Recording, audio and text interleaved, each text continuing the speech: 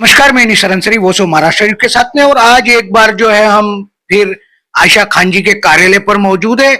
आयशा खान जी का जो एक परिचय है वो इस तरह से, इंदिरा फेलोशिप जो कांग्रेस का है, जिसको शक्ति अभियान भी कहा गया है, उसकी महाराष्ट्र की स्पोक पर्सन है। और जब महिलाओं की बात आती है तो आयशा खान जी हमेशा ही उस पर बात करती रही है। आयशा खान जी, वॉइस ऑफ महाराष्ट्र में आपका स्वागत है। और मेरा पहला सवाल तो ये रहेगा कि आप स्पोक पर्सन होने के बाद में आज जिस तरीके से महाराष्ट्र की हम खबरें जब देख रहे हैं कि महिलाओं पर किस तरह से, बच्चियों पर किस तरह से जुल्म हो रहा है, और वो तो अपनी जगह पर है, वो हो रहा है, लेकिन उसके साथ साथ कल मैं एक वीडियो देख रहा था कि आपकी नेता वर्षा ताई गायकवाड़ को लेकर के एक व्यक्ति ने जिस तरह के शब्दों का इस्तेमाल किया है, तो वो शब्दों का इस्तेमाल सुनने के बाद में भी आप लोग खामोश हैं। आखिर ऐसा क्यों? देखिए, ये सरकार का फेलियर है, ये लॉ एंड ऑर्डर का फेलियर है। मेरी नेता एक दलित नेता है, और दलित नेता के वो भी महिला दलित नेत्री हैं, कद्दावर नेता है। मेरा कहना यह है कि एक देश का संविधान जब सबको समान हक और अधिकार देने की बात करता है, तो मेरी नेता के साथ में जब ये अपमानजनक शब्द इस्तेमाल किए जा रहे हैं तो उस पर कोई कार्रवाई क्यों नहीं हो रही है? सिर्फ उसी पर नहीं कि मेरी नेता के साथ में ये अपशब्द इस्तेमाल किए गए और उसके ऊपर कार्रवाई पुलिस स्टेशन में जाने के बाद में मुझे ये भी कहा गया कि आप यहाँ नहीं, शाहू नगर जाके करिएगा कंप्लेन, क्योंकि शाहू नगर का मैटर है। रहने वाला शाहू नगर में रहता था। धारावी की नेता वर्षाताई गायकवाड़ जी के लिए जब मैं आवाज उठाने के लिए पुलिस स्टेशन में सहायता के लिए गई, कंप्लेन रजिस्टर कराने गई, तो मुझे ये शब्द बोला गया। मैंने फिर भी अपना लेटर उनको दिया है अपने सहकर्मियों के साथ में। और मेरी दलित नेता है, ये बार बार मैं उनका, राज्य सरकार का भी ध्यान इस ओर आकर्षित करना चाहती हूँ कि महिलाओं के साथ में देश में आज क्या हो रहा है, आपका धोरण क्या है, आप इसको समझिए। जमीन पे कब्जा करने का काम कम करिए और महिलाओं को सुरक्षा देने का काम ज्यादा करिए। इस देश के अंदर महिलाओं को आप लोग एक तरफ तो कहते हैं देवी है, सम्मान करना है, मंदिर जाते हैं पूजा करने के लिए, देवी का सम्मान करते हैं, देवी की पूजा करते हैं। और उसी देश के अंदर चाहे मणिपुर हो, चाहे हमारा बिहार हो, चाहे उत्तर प्रदेश हो, मध्य प्रदेश हो, चाहे हमारे गुजरात की बिल्किस बानो हो, आज कहीं भी महिला सुरक्षित नहीं है। चाहे वो 60 साल की उम्र की महिला हो या चाहे 3 साल की छोटी सी मुलशी की एक बच्ची को देखिए, आप नरसापुर की बच्ची का हाल देखिए। आज कितना आप देख रहे हैं सारे तरफ से, क्या सरकार सो रही है? लॉ एंड ऑर्डर सो रहा है क्या? ये इस तरीके का मंत्रालय चला रहे हैं आप लोग, इस तरीके की बात, ये आपके तरफ से जब वक्तव्य आएगा आपके सो कॉल नेता की तरफ से, तो मुझे ये बताइए जनता में क्या मैसेज जाएगा? आप इसके ऊपर त्वरित कार्रवाई क्यों नहीं करते हैं? जब महिलाओं को टारगेट किया जाता है, लड़ाई किसी भी तरीके की हो, लेकिन हमेशा खामियाजा भुगतती है महिला।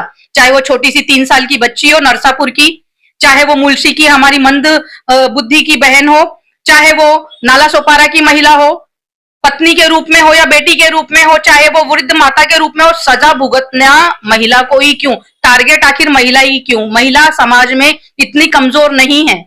कमजोर हमारे देश का कानून हो गया है। हमारे देश के नेता कमजोर हैं, जो कानून को सही तरीके से पालन करना नहीं जान रहे हैं, ना ही कानून को इस्तेमाल कर रहे हैं। इस्तेमाल सिर्फ कानून का कहां हो रहा है? जातिवाद पे। जाति की बात की जब होगी, चाहे कोई वहां पे अगर कोई यही काम किसी मुल्ला ने कर दिया है या कोई टोपी वाले ने कर दिया, तो तुरंत उसके ऊपर 100 वीडियोस वायरल होंगे, 100 नेता इकट्ठा हो जाएंगे। लेकिन जब हमारी बहनों के ऊपर ये सब अत्याचार हो रहे हैं, तब किसी के मुंह से आवाज नहीं निकलती।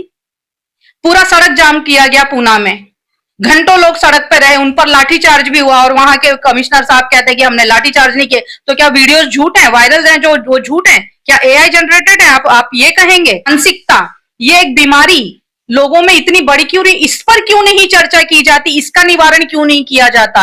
ये एक बीमारी, एक बहुत बड़ी बीमारी भयंकर रूप ले रही है। आज आप देखेंगे मुंबई के अंदर हायर रेट है, जो रेशो है पॉस्को का, आप उसको देखिए, वो हजारों में है। यानी कि मुंबई में हजारों की संख्या में ये बच्चों के ऊपर जो हुए हैं लैंगिक अत्याचार, वो सब में ज्यादा दिखाई दे रहे हैं। हमारी मेट्रोपॉलिटन सिटी है, आप इस सिटी के अंदर, इस सिटी के जवाबदार हैं, आपको लॉ एंड ऑर्डर यहां पर संभालना होगा। और ऐसे आतंकी, ऐसे नरभक्षियों को खुलेआम आपको एक बार सजा देनी पड़ेगी, ताकि लोग इस बारे में सोचने के पहले डर जाएं। और ये कृत्य करना तो दूर की बात, उनको सोचना भी नहीं चाहिए कि बच्ची के साथ में घृणित हत्या किया गया, और उसके बाद उस बच्ची की हत्या, जिसने दुनिया नहीं देखी थी, जो कुछ नहीं जानती थी, उसके साथ में ये काम किया गया। तो कहीं ना कहीं ये मानसिक रोगी हैं जो इस तरीके की हरकत कर रहे हैं। आज हमारी बहनें चिल्ला रही हैं, पुकार रही हैं कि भाई हमको न्याय दिया जाए, उसको तुरंत उसको फांसी की सजा दी जाए। आप क्यों नहीं फांसी की सजा उस पर लागू करते हैं? आप मैं ये बात और एक कहना चाहती हूँ, अगर कोई बंदा गलती करता है तो भाजपा की सरकार में घर तोड़ने का आपने आदेश दे रखा है। वहां पे यूपी में आपने देखा बहुत कुछ हुआ, घर तोड़ दिए जाते, जरा सी गलती कहीं हुई, कुछ बोल दिया तो तुरंत बुलडोजर बाबा का बुलडोजर चल जाता था। वहीं उनके राज्य में जब आतंकी ये इस तरीके के लोग बलात्कारी आकर बलात्कार करके बहनों की इज्जत है ना सरेआम चीर चीर के चले जाते हैं, उस टाइम पे उनको कोई नजर नहीं आता, कोई कानून नहीं है, उसके लिए कोई कायदा नहीं है। तो महिलाएं क्या सड़क पे पड़ी हुई हैं? क्या भारत की महिला इतनी कमजोर है? ये सवाल तो प्रशासन से है, देश के लॉ एंड ऑर्डर से है कि क्यों आखिर में महिलाओं को न्याय देने में इतनी देरी की जाती है। आयशा खान जी, आपने पूरे भारत की महिलाओं को लेकर के चर्चा तो कर दी, लेकिन मेरा मूल जो मुद्दा है, आपके साथ में मेंबर ऑफ पार्लियामेंट जो है वर्षाताई गायकवाड़ जी है, आपके साथ में धारावी की आमदार जो है ज्योतिताई गायकवाड़ जी है, और ये सारे लोग हैं। एक आमदार और खासदार आपके साथ में होने के बावजूद भी पुलिस आपकी बात नहीं सुन रही है, तो इतनी जरूरत कैसे हो गई लोगों की? देखिए, हम लोग है ना संविधान को मानने वाले लोग हैं, हम लॉ एंड ऑर्डर के खिलाफ चलने वाले लोग नहीं हैं। हम अपनी दाद मांगने कहाँ जा सकते हैं? Police station. पुलिस स्टेशन में नहीं सुनवाई होगी तो उसके आगे मैं इंतजार कर रही हूँ, उसके आगे भी जाऊंगी, जितना दूर तक जा सकती हूँ उतनी दूर तक जाऊंगी, लेकिन मैं अपनी नेता के न्याय दिलाने के लिए, उनके हक में जो सम्मानजनक बातें होनी चाहिए उसके बदले अपमानजनक बातें की जा रही है, उसके बदले में मैं जा करके उस काम को पूरे तरीके से हाथ में लूंगी। और ये जो एक ने कार्रवाई की है उसने एक बार नहीं, 2 बार 3 बार किया है। हमारा प्रशासन क्या सो रहा है? क्या डिपार्टमेंट सो रहा है? डिपार्टमेंट को क्या नजर नहीं आता? एक बंदा अगर कहीं कुछ अपशब्द यूज करता है किसी नेता के लिए तो ये बिल्कुल वर्षाताई के लिए जब इस्तेमाल किया जाता है तो सो जाते, चुप हो जाते, उनको पता नहीं चलता, उनको एविडेंस हमको देना पड़ता है। और अगर कहीं कोई वायरल बात हो जाती है किसी और मुद्दे को लेकर के, उनको हमारे धारावी पुलिस स्टेशन के लिए मैं इतना कहना चाहती हूँ कि धारावी पुलिस स्टेशन भी थोड़ा सा महिलाओं के सम्मान के लिए जागरूक हो जाए और महिलाओं का सम्मान उनको खास करके नेता के मामले में जरूर करना चाहिए। क्योंकि मैसेज क्या जा रहा है लोगों को, क्या नेता कमजोर है या धारावी पुलिस स्टेशन कमजोर है कि इतना लोगों की हिम्मत बढ़ते जा रही है? तो ये कमजोरी लॉ एंड ऑर्डर की दिखाई दे रही है। चलिए, जिस तरीके से आयशा खान जी ने एक गहरी चिंता व्यक्त करते हुए अपने नेता के बारे में जो बातें कही है, हालांकि Varshatai Eknathrao Gaikwad member of parliament है, देश की सबसे बड़ी लोकसभा के अंदर अदालत में वो बैठती हैं, बातें करती है सबके लिए, लेकिन इस तरह के जो छुट भैये लोग होते हैं वो जिस तरीके के अपशब्दों का इस्तेमाल करते हैं, ये अपशब्द कहने के लिए किसी ने उनको प्रेरित किया है, जानबूझ के हुआ है।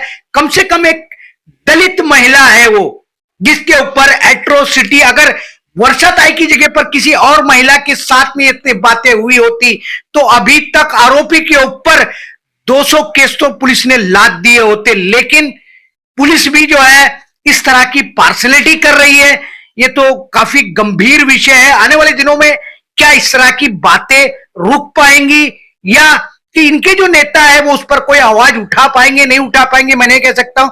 लेकिन आज महिलाओं को लेकर के जो देश के हालात है, हर दिन हम सारे ही लोग न्यूज देख रहे हैं, बातें कर रहे हैं। नेता आवाज उठाएंगे कि कब उठाएंगे वो मैं नहीं जानती, लेकिन हम महिलाएं जब उतर के सड़क पर आवाज उठाने उतर जाएंगी, हमारी दलित महिला के लिए, हम दलित बहनें सारी की सारी जब इकट्ठा होंगी तो प्रशासन को भी उतरना पड़ेगा और कार्रवाई करनी पड़ेगी। वो डंडे चलाना जानते हैं ना, थोड़ा कलम चलाना सीख जाए ना, तो ये सारी हरकतें बंद हो जाए।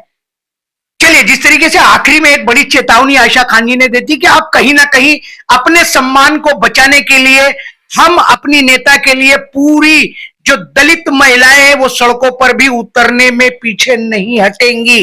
फिर देखते हैं कि पुलिस कार्रवाई करती है या सिर्फ टाल मटोल करती है। आने वाले दिनों में तस्वीर क्या होगी उस पर भी हम चर्चा करते रहेंगे। आज महिलाओं के मुद्दे को लेकर के आयशा खान जी वॉइस ऑफ महाराष्ट्र से आपने चर्चा की, उसके लिए थैंक्स और धन्यवाद।